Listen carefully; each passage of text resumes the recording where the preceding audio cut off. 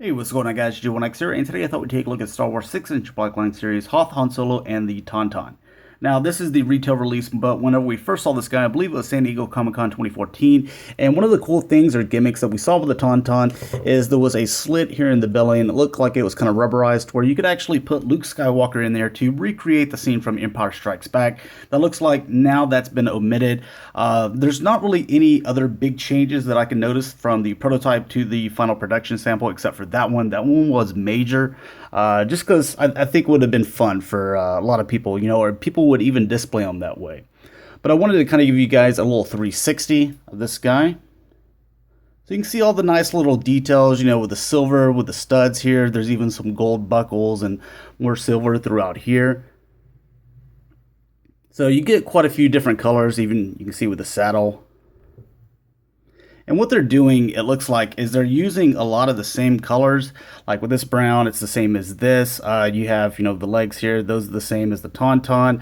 The gold, they're using it several places. So they're using a lot of the same colors, but they're, flip-flopping them like you kind of see here and with this here. So where it looks like there's more colors than there actually are. And it's the same thing with the Tauntaun head. Go ahead and take Han off here. But it's the same thing with the head. Like you have the white teeth that are kind of, I guess, off-white, but you have the pink tongue. It's kind of the same pink that you have here in the ears, and also with these, I don't know if they're like little bitty horns or whatever, but it's the same color as, the teeth, and the pink is kind of the same color as this. So they're reusing a lot of the colors and paint applications. So, and then it's the same, down here where the claws are the same color as the teeth.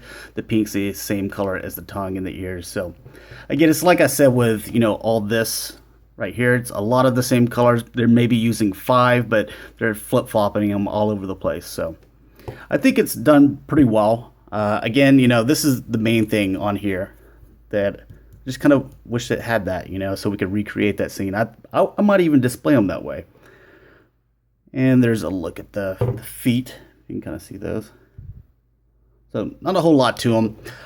One thing that I want to say that's kind of a big negative with this guy is he's completely hollow, and this is something that we kind of expected, that he would be hollow throughout here. But the legs are extremely hollow and have no weight to them whatsoever. So you're just going to have to find the right position there to get them to be stable. The only other option is to put them all the way down with this tail, so it's kind of like a tripod. So once you add Han to the back, then it's just, finding that right position. Now, if you would have had, maybe the legs or just from here down would have been solid plastic. I know that wouldn't have kind of fit into their budget maybe, or maybe you're cutting a little bit of the profit. Maybe I'm asking a little bit too much there, but it would have made him more stable at his base and made for a better figure. Now you do have a little bit of articulation with this guy. We'll start off with the head. Does rotate. Doesn't go up and down or anything, or unless you want to consider that. That's not really a whole lot there. Does rotate there. The arms can go up and down. As you can see there, the legs go back and forth. And then these feet, they can rotate, and then they can go back and forth again as well. But just want to finish looking at the details with this guy, and then we'll flip over to Han. Again, you can see like the detail with the silver. You can see the little studs here, studs there. They even have them right here. You can see the gold going around and the gold buckles. Same over here and at the bottom. So very nicely done for, just using a few paint applications. All right, here we're going to get into Han Solo. Now he does come with several accessories. He does come with the hood here, which you can detach. He does come with his binoculars,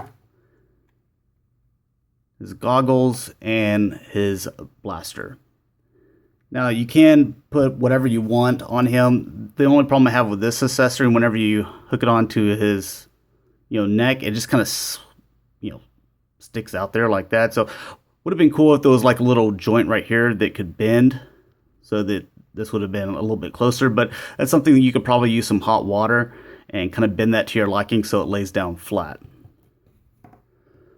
Just to kind of show you what this looks like on here. It's a little tougher to get on than the hood.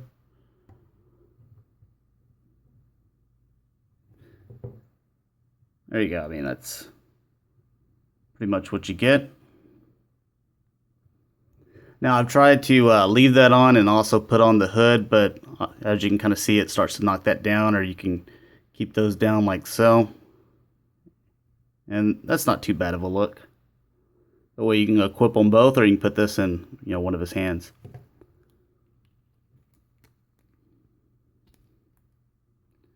And to cover articulation,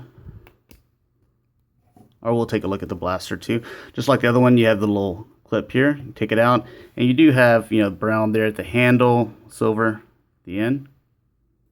It's typical for Han Solo, blaster.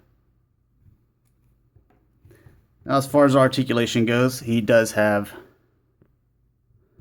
up and down here and does rotate. He does have the arms where they go. This is as far as I can get these arms out, so it's kind of limited. All the rest of them can go out a lot more. It does rotate, but they just don't go out that much just because this is very thick throughout here. The elbows do rotate. They also bend 90 degrees. And the gloves do rotate. Now, I heard some people were, they're like, hey, there's nothing in the wrist. Well, you do get it here in the glove, which, that's fine for me. I'm not going to make that big of a deal out of that. So, with the waist, it's on a ball joint, so this can rotate. It can bend around just like so. This is actually a separate piece. It's all attached to him there.